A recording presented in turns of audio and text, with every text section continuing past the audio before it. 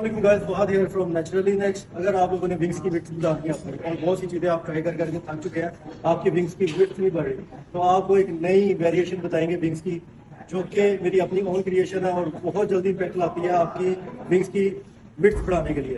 तो आपने करना क्या है, आपने ये वाली फ्लाइंग मशीन हर जिम के अंदर ऑलमोस्ट देखी होगी। आपने इस एंगल को थर्ड होल के अंदर सेट कर देना और इसको हमने विंग्स के लिए यूज़ करना है। चलो अभी बता देते हैं।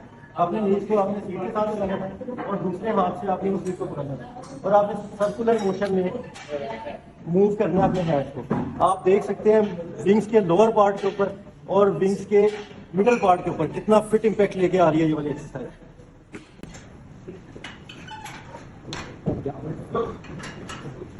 तो गाइस, इस एक्सरसाइज को अपनी रूटीन में ऐड करें और आप देखेंगे कितना मिरेकुलस रिजल्ट आता है आपकी विंग्स की विड्थ के अंदर और ये शॉर्ट टाइम के अंदर इफेक्ट लेके और टिकटॉक पे फॉलो कर दो। Thank you.